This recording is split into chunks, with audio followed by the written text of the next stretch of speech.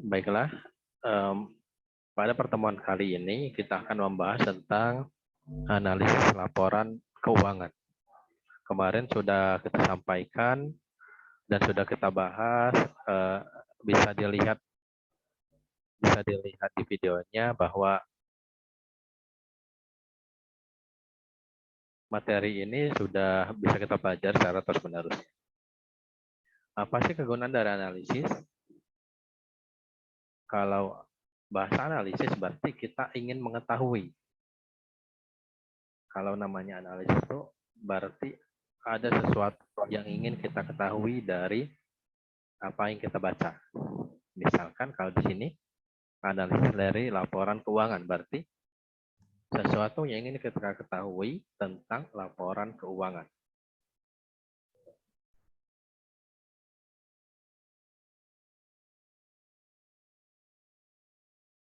Oke. Kenapa sih laporan keuangan itu penting sebenarnya? Kenapa? Ada yang bisa jawab kira-kira? Ilman, kenapa laporan keuangan itu sangat penting?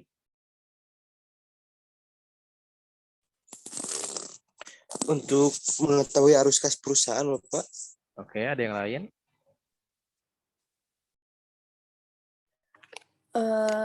Untuk mengetahui apakah kita mengalami keuntungan atau kerugian juga, Bapak, dan bisa dilihat apa ya perkembangannya gitu dari tahun ke tahunnya, Bapak. Oh ya, ada yang lain? Ada yang lain lagi?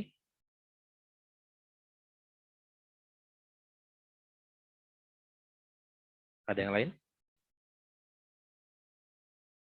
Oke, pendapat dari Hilman maupun dari Lani itu betul. Tetapi di dalam laporan keuangan itu dapat diringkas menjadi dua bagian. Yang pertama yaitu meringkas kegiatan perusahaan atas perolehan dan penggunaan dana dalam kurun waktu tertentu. Jadi pendapatan di sana, pendapatan perusahaan dari aktivitas yang dilakukan itu ada rekodnya. Dan juga bisa kita bandingkan dari tahun ke tahun. Kata Laneta seperti itu. Bisa kita bandingkan dari tahun ke tahun. Dan juga kita akan mendapatkan suatu informasi. Informasi apa? Informasi tentang keuangan. Informasi tentang keuangan di mana para investor maupun para stakeholder maupun shareholder itu bagaimana caranya mereka mengambil satu keputusan atau mengambil keputusan yang benar di antara data-data tersebut, di antara informasi-informasi yang diberikan.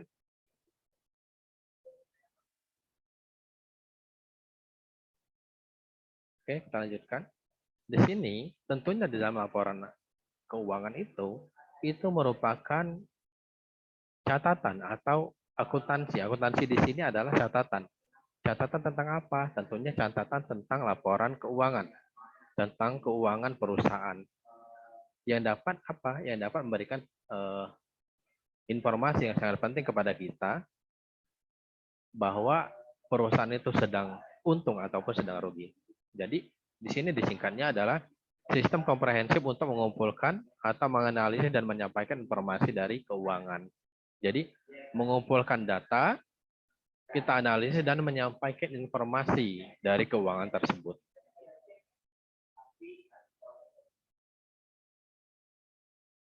Oke, kita lanjut. Dari laporan keuangan itu tentunya ada pihak-pihak yang memerlukan laporan keuangan. Di antaranya, kalau internal itu ada namanya manajemen dan juga karyawan. Arti manajemen ini baik dari direktur sampai dengan karyawan bawah itu wajib mengetahui tentang laporan keuangannya. Sedangkan eksternal di sini diantaranya adalah pemegang saham. Pemegang saham itu artinya orang yang memiliki saham di antara perusahaan tersebut, baik saham kecil maupun saham yang besar. Yang kedua, ada namanya kreditur. Kreditur ini adalah perbankan ya, kreditur adalah perbankan yang menyiapkan dana untuk kita apabila kita memerlukan dana tersebut. Yang ketiga adalah pemasok. Pemasok ini artinya perusahaan mitra kita. Yang keempat, pemerintah, yaitu pemerintah yang membuat kebijakan dari perusahaan ya, kebijakan-kebijakan tentang peraturan-peraturan yang dibuat tentang perusahaan. Selanjutnya adalah konsumen. Konsumen tentunya orang yang sangat penting bagi kita, di mana konsumen ini akan membeli produk-produk yang akan kita buat. Jadi di sini, di dalam laporan keuangan ini ada dua bagian yang memerlukan laporan keuangan. Yang pertama adalah internal, yang kedua eksternal. Bagi laporan keuangan bagi pemilik saham atau pemegang saham, itu mereka ingin mengetahui apakah perusahaan sedang mengalami keuntungan atau sedang mengalami kerugian. Artinya, apakah mereka mendapatkan keuntungan, mendapatkan dividen atau tidak. Sedangkan bagi manajemen, kalau mereka untung, berarti ada kesempatan apabila mereka membutuhkan dana, dapat menghimpun dana dari luar kembali. Tetapi apabila data tersebut, data laporan keuangan itu tidak baik, maka para pemegang saham maupun yang calon investor baru itu akan menahan dananya.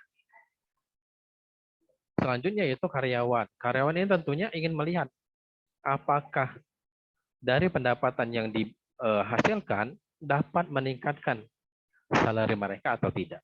Gitu.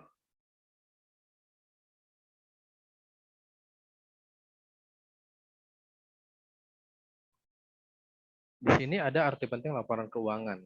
Laporan keuangan ini tentunya yang pertama kalau bagi manajemen itu mengevaluasi perusahaan, kinerja perusahaan, pertimbangan dalam kompensasi, dan juga pengembangan karir karyawan. Jadi kalau bagi manajemen ini tentunya kinerja perusahaan itu baik atau tidak. Sedangkan pertimbangan dalam memberikan kompensasi ini apakah perusahaan sedang mengalami keuntungan atau tidak, dan apakah dividen yang diterima oleh pemegang saham dapat meningkat atau tidak. Selanjutnya adalah pengembangan karir karyawan. Kalau perusahaan baik, maka karir karyawan pun akan baik. Tapi sebaliknya, kalau misalkan kondisi keuangan perusahaan jelek, maka karir pun akan mengalami kendala. Selanjutnya, bagi pemegang saham, kalau bagi pemegang saham ini adalah ingin mengetahui kinerja keuangan perusahaan. Ya tadi hampir sama ya. Ingin mengetahui kinerja keuangan perusahaan. Apakah dana yang diberikan atau dana yang diinvestasikan ke dalam perusahaan tersebut mendapatkan keuntungan atau bahkan mendapatkan kerugian. Selanjutnya adalah pendapatan pemegang saham. Pendapatan pemegang saham. Jadi, dividen yang diterima dengan laporan keuangan yang diberikan, apakah sesuai atau tidak? Apakah terlalu besar atau terlalu kecil?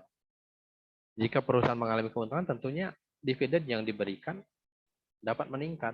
Sebaliknya juga, apabila dividen keuntungannya rendah, maka dividennya pun akan mengalami kendala. Bahkan, dividen tahun ini bisa tertunda sampai dengan dividen tahun depan. Dividennya akan diberikan pada tahun depan. Selanjutnya adalah bagi kreditur.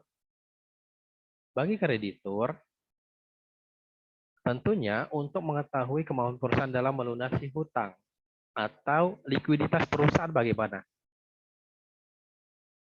Apabila kreditur tersebut memberikan pinjaman, apakah hutang yang dilakukan dapat dibayar atau tidak. Ini bagi kreditur. Kalau bagi pemerintah, itu tentunya pemerintah harapannya adalah pajak yang diterima oleh pemerintah. Artinya di sini, apabila perusahaan mengalami keuntungan, maka perusahaan dapat membayar pajak, bahkan pajaknya bisa lebih besar daripada pajak tahun kemarinnya. Tetapi apabila perusahaan mengalami kerugian, tentunya perusahaan juga dapat melakukan penangguhan untuk pembayaran pajaknya. Selanjutnya yaitu bagi karyawan. Bagi karyawan itu akan berkaitan dengan namanya salary yang diterima. yaitu jika perusahaan menerima atau mendapatkan keuntungan yang besar, maka akan meningkatkan kualitas kerja dari karyawan tersebut dan juga akan meningkatkan kompensasi yang diterima oleh mereka. Ini pentingnya laporan keuangan bagi internal dan juga eksternal. Selanjutnya, manfaat dari laporan keuangan, manfaatnya itu tentunya bagi internal ini, bagi manajemen dan juga bagi karyawan, yaitu memberikan informasi yang digunakan dalam pengambilan keputusan. Selanjutnya adalah mengevaluasi usaha yang sedang berjalan, dan juga melakukan penganggaran dan kontrol keuangan. Jadi, bagi manajemen, laporan keuangan ini dapat memberikan informasi untuk mengambil keputusan apa saja yang dilakukan, baik yang sudah lewat maupun yang sedang berjalan. Selanjutnya, penganggaran, melakukan penganggaran dan juga kontrol keuangan. Apabila permintaan tambah besar, maka penganggarannya pun akan lebih besar dan juga kontrolnya pun akan lebih ketat. Sedangkan bagi karyawan, dengan laporan keuangan ini, karyawan akan mendapatkan informasi keuangan yang terkait dengan stabilitas dan profitabilitas perusahaan. Artinya, kestabilan perusahaan dan juga keuntungan perusahaan yang didapatkan oleh perusahaan. Jadi, keuntungan yang didapatkan oleh perusahaan, karyawan mengetahui apakah kondisi perusahaan itu baik atau tidak. Dengan seperti itu, maka karyawan akan dapat mengambil langkah atau sikap yang dilakukan.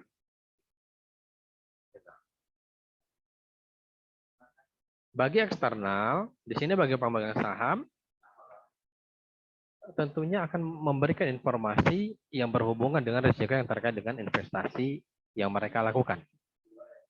Sedangkan bagi kreditur, informasi yang menunjukkan kemampuan perusahaan dalam membayar hutang. Artinya di sini manfaatnya kalau bagi kreditur itu adalah perusahaan mampu membayar likuiditasnya tidak. Likuiditas perusahaan sebesar apa? Perusahaan mampu tidak membayar hutang yang dilakukan. Kalau tidak mampu berarti kreditur tidak akan memberikan pinjaman. Tetapi apabila perusahaan mampu dalam membayar hutang-hutangnya, maka kreditur dengan sangat lunak akan memberikan pinjaman tersebut.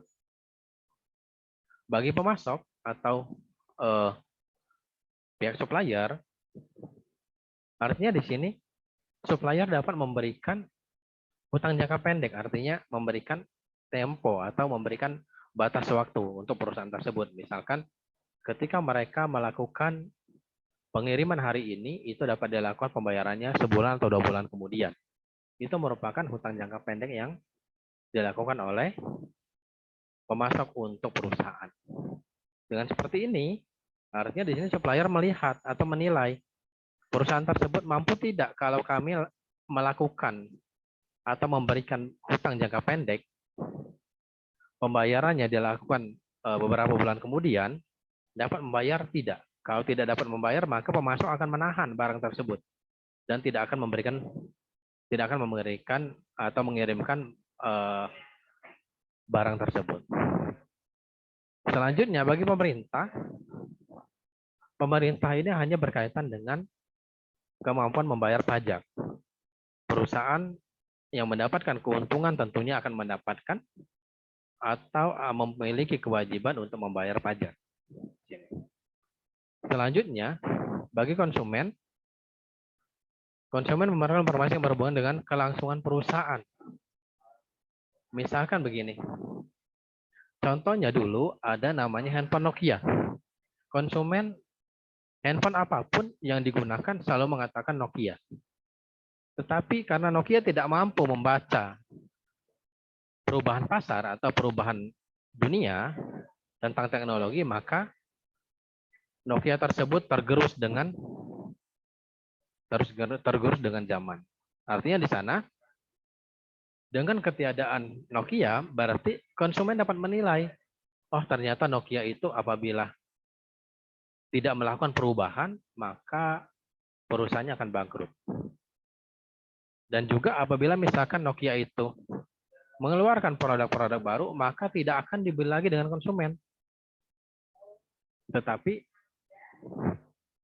apabila konsumennya sudah loyal dan produk-produknya dan produk tersebut ada terus, ya seperti Samsung saat ini mengeluarkan produk-produk baru, maka konsumen itu akan loyal dengan produk-produk tersebut.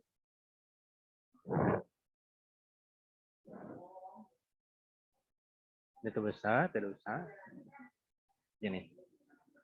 Di dalam laporan keuangan ada 4 hal yang dibahas, yaitu yang pertama neraca, yang kedua laporan laba rugi, yang ketiga laporan aliran kas, yang keempat laporan perubahan modal. Kalau neraca di sini akan menyajikan yang namanya aktiva dan juga pasiva.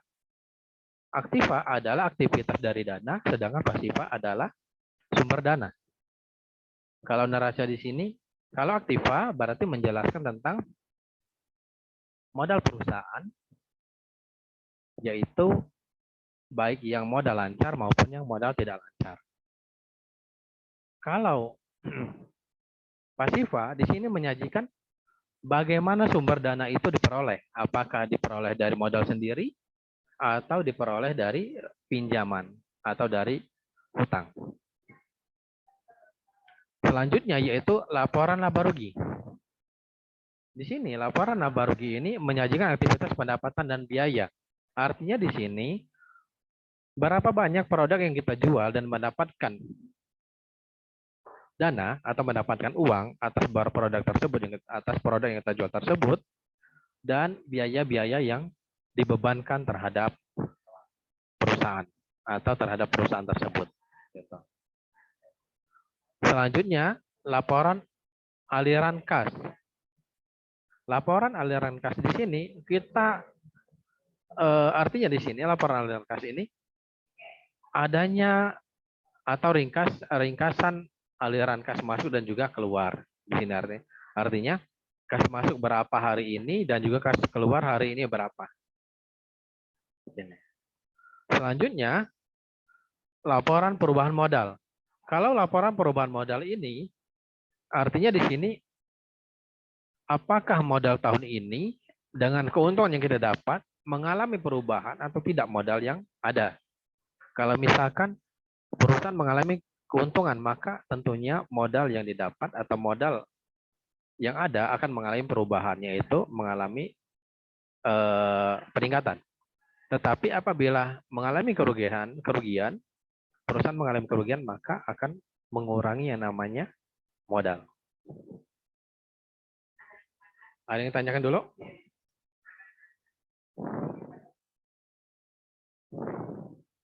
Ada yang tanyakan?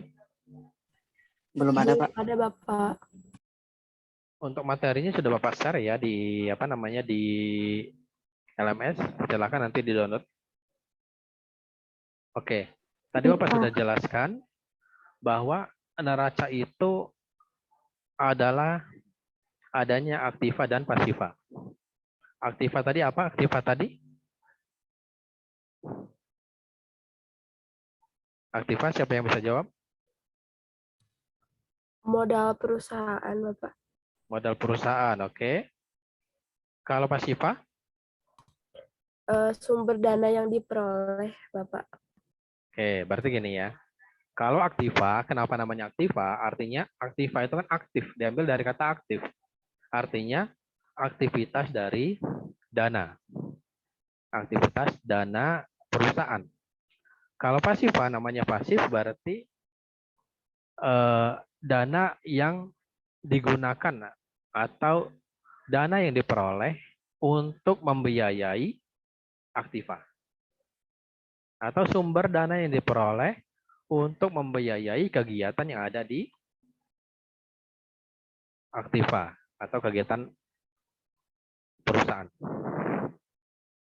Di sini kalau aktiva ini tentunya ada kas piutang persediaan, ada juga yang namanya kas ini ditambah juga dengan efek atau bahkan ditambah dengan bank atau dana di bank. Selanjutnya, aktiva tetap ini tetap, artinya bangunan, tanah, mesin, peralatan yang lainnya itu sudah namanya tetap. Selanjutnya adalah pasifa. Pasifa ini dapat berapa besar dana yang diperoleh dari utang lancar dan juga berapa besar dana yang diperoleh utang jangka panjang dan juga modal sendiri. Modal perusahaan atau modal sendiri yang digunakan. Berapa besarnya? Oke. Lanjut ya. Selanjutnya adalah laporan laba rugi. Laporan laba rugi ini yang paling senang biasanya dilakukan oleh para pemegang saham. Sebelum laporan yang lainnya, mereka akan membaca terlebih dahulu adalah laporan laba rugi, di mana mereka akan mengetahui seberapa besar keuntungan yang mereka dapat atau seberapa besar kerugian yang mereka dapat. Para pemegang saham mendapatkan keuntungan atau tidak. Apakah dividennya bertambah atau tidak. Di mana laporan laba rugi ini yaitu dari pendapatan bersih dikurangi dengan biaya operasi atau HPP ya, harga pokok penjualan dikurangi dengan biaya-biaya dan juga dikurangi dengan penyusutan. Selanjutnya ada namanya laba operasi atau laba sebelum pajak. Ini. Selanjutnya ada biaya bunga. Setelah itu baru disebut dengan laba sebelum pajak. Kalau ini kan sebelum ketertarikan pajak. Kalau ini laba sebelum pajak setelah adanya biaya bunga. Selanjutnya ada pajak, maka disebut juga dengan laba rugi setelah pajak. Laba rugi setelah pajak ini disebut juga dengan laba tahun berjalan. Ini atau laba bersih. Laba rugi setelah pajak ini disebut juga dengan laba bersih atau laba tahun berjalan. Oke, kita lanjut. Laporan aliran kas ini menjelaskan tentang aktivitas operasi dan juga aktivitas investasi dan aktivitas pendanaan. Di mana aktivitas operasi ini membahas tentang laba setelah pajak, depresiasi atau penyusutan, persediaan, piutang perusahaan, utang, dan juga pajak. Ini namanya aktivitas dari operasi. Sedangkan aktivitas investasi yaitu berupa tanah, bangunan, dan peralatan, dan yang lainnya, atau aktiva tetap yang lainnya. Selanjutnya, aktivitas pendanaan. Aktivitas pendanaan ini diperoleh dari obligasi, saham, atau bahkan modal sendiri.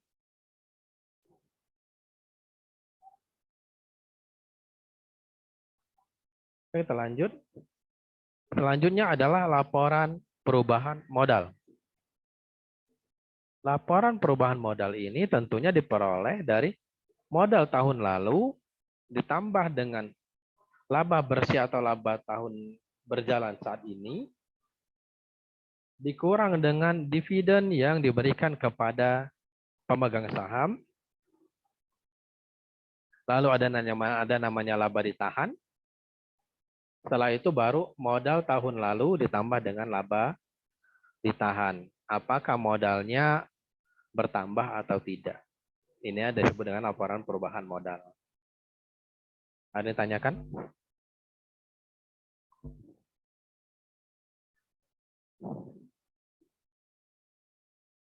Ada yang tanyakan? Oke, kita lanjut. Di dalam laporan keuangan tentunya ada yang disebut dengan analisis dari rasio keuangan.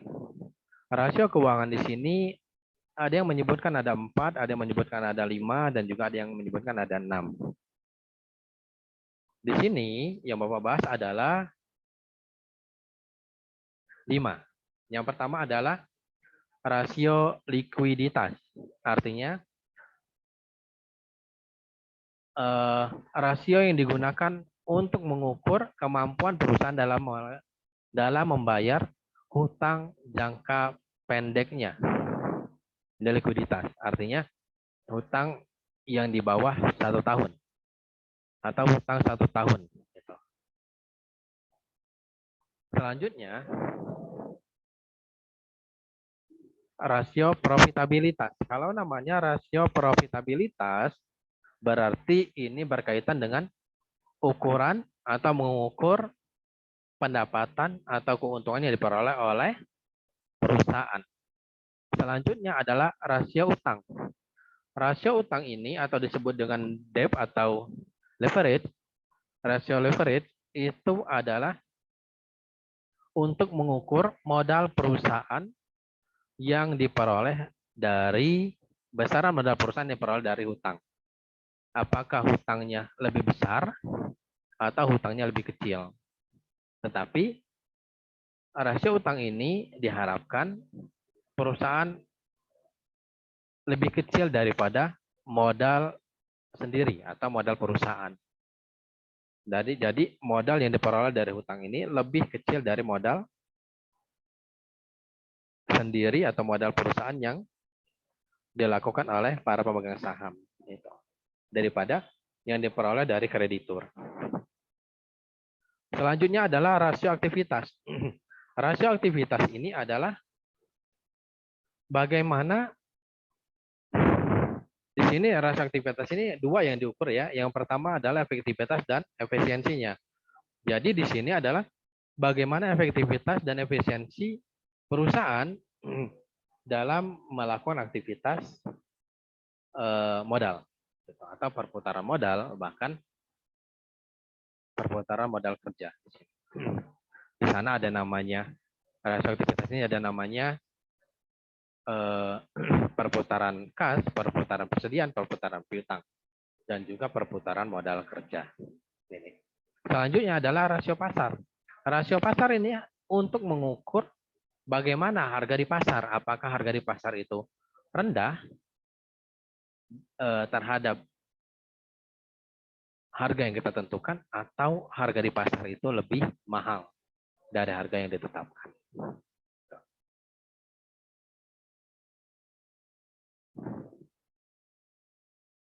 Selanjutnya, tadi rasio likuiditas, yaitu mengukur kemampuan perusahaan dalam memenuhi kewajiban jangka pendeknya dengan menggunakan aktiva jangka pendek, yaitu aktiva lancar.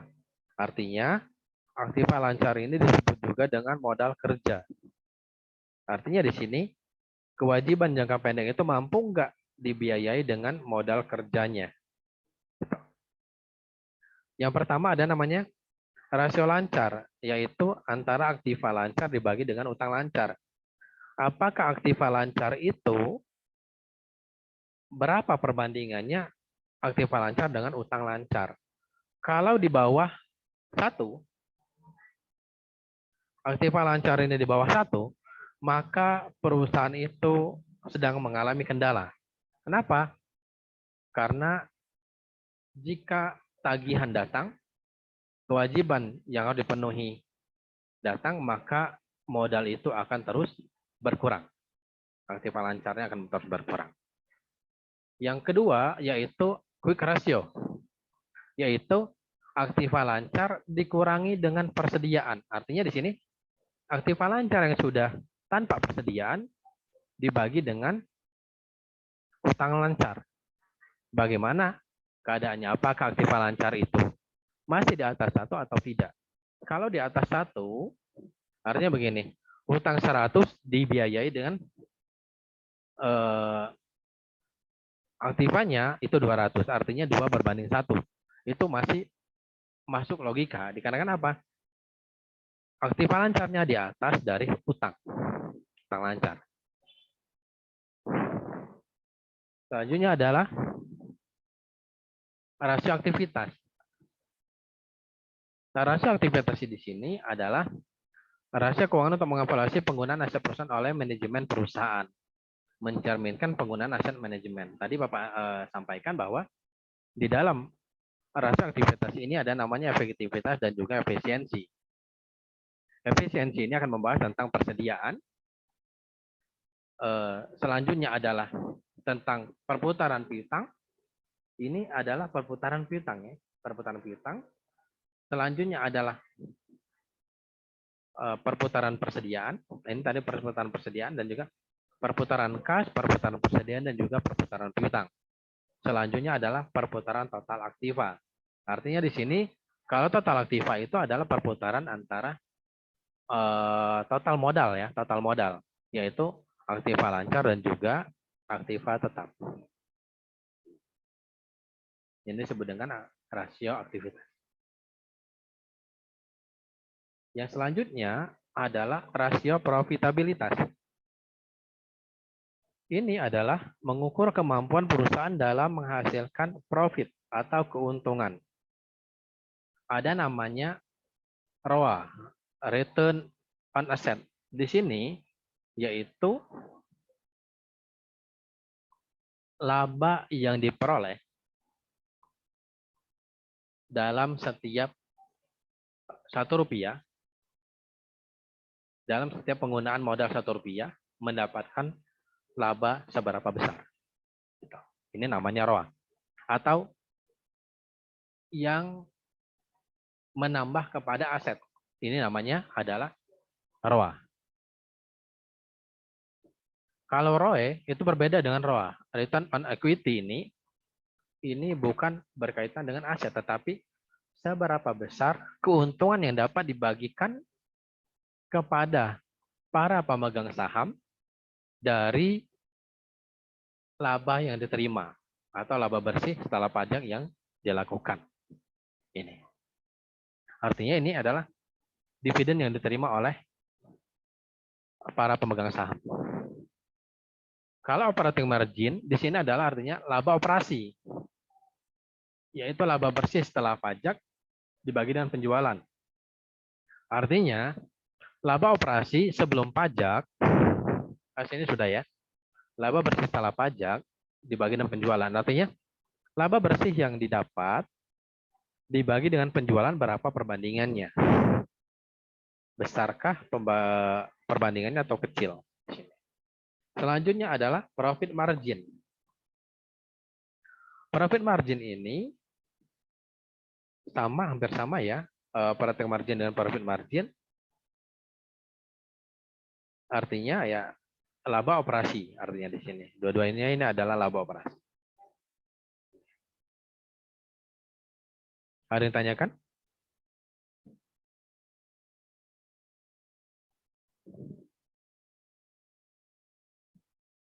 Ada yang tanyakan? Ada Bapak. Belum ada ya, oke ya. Yang selanjutnya adalah rasio utang. Rasio utang ini atau leverage yaitu mengukur kemampuan perusahaan dalam memenuhi kewajiban jangka panjang. Di sini. Yaitu yang pertama adalah rasio utang, total utang dibagi dengan total aktiva. Ini total utang dibagi dengan total aktiva, itu total utang harus di bawah 1. Artinya apa? Seluruh dana perusahaan atau seluruh aset perusahaan, kenapa harus utangnya di bawah 1? Karena apabila perusahaan bangkrut, mengalami kerugian atau bangkrut atau gulung tikar, maka aset yang ada dapat melunasi hutang-hutangnya. Yang kedua adalah time interest ratio, artinya di sini waktu dari rasio tersebut. Rasio ketertarikan waktunya berapa banyak di situ. Di sini adalah EBIT ini earning before interest and tax, artinya laba sebelum pajak dibagi dengan bunga pinjaman. Jadi bunga pinjaman itu laba yang diperoleh harus lebih besar daripada bunga pinjaman yang diberikan oleh pihak kreditur. Kalau bunga pinjamannya lebih tinggi daripada laba sebelum pajaknya, maka perusahaan dapat mengalami kegagalan pembayaran hutang.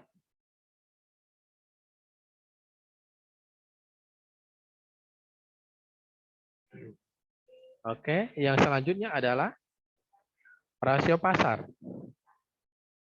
Rasio pasar di sini adalah untuk mengukur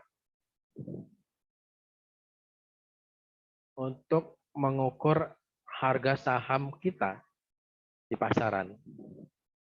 Yang pertama adalah price earning. Artinya di sini harga per lembar saham dibagi dengan earning per share. Ini harus berapa besarannya di sini. Jadi di sini harga saham dibagi dengan earningnya. Selanjutnya adalah harga pasar dari buku. Artinya di sini harga bukunya berapa? Harga bukunya. Harga buku dari saham tersebut.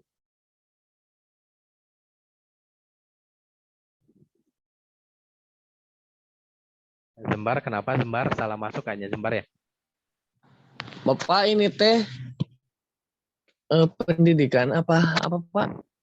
Ini manajemen investasi Zembar. Yang keluarga negara sudah selesai tadi. Oh, maaf Pak. Baru bangun ya? Baru bangun ya?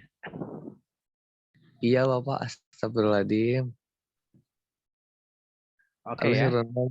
Maaf ya Iya. Pak. Boleh Zembar. Izin Lip. Oke. Oke ya.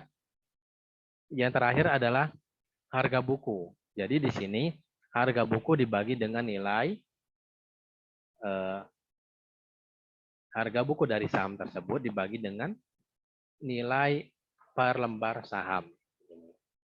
Nilai per lembar saham di dalam pasar berapa dibagi dengan nilai bukunya. Oke. Materi sudah selesai, ada yang tanyakan?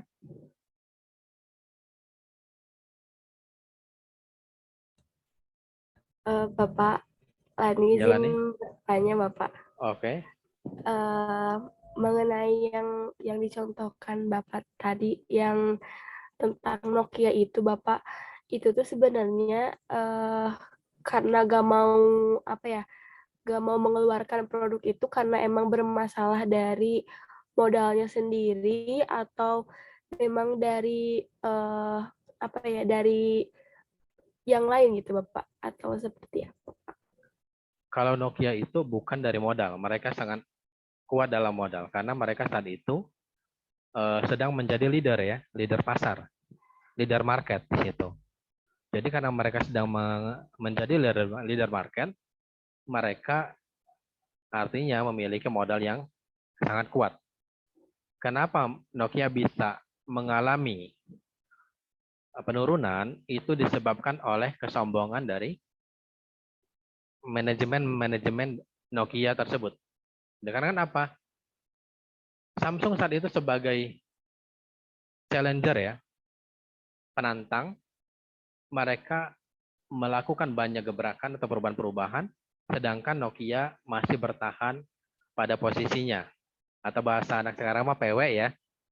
Udah PW mah malas ngapa-ngapain juga itu. Jadi Nokia tidak mau berinovasi kembali. Sehingga ketika mengalami perubahan yang besar, apalagi adanya revolusi industri 4.0 itu, menyebabkan Nokia tergerus. Jadi Nokia disebabkan oleh kesombongan dari manajernya, yaitu kesombongan dari perusahaan itu sendiri yang tidak mau berinovasi. Itulah nih ya. Baik Bapak, berarti bukan dari modal ya Pak, kalau modal mah Bukan. aman gitu. Modal sangat kuat mereka. Ada lagi yang lain? Baik Bapak, terima kasih Pak. Sama-sama. Ada lagi yang lain?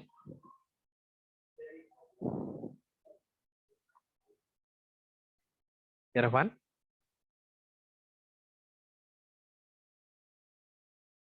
Untuk contoh-contohnya ya, bagi yang sudah memiliki buku Bapak, itu buku Bapak dan dosen-dosen yang lainnya, itu contoh dari analisis laporan keuangan ini ada semua di bukunya. Jadi tinggal pelajari. Tinggal pelajari ya itunya. Bagi yang tertarik tentang analisis laporan keuangan, silakan dipelajari di bukunya tersebut. Sudah Bapak ringkas di sana. Baik Bapak. Bagi yang belum, kalau yang ingin silakan temui Bapak ya di kampus ya. Ada lagi yang ditanyakan?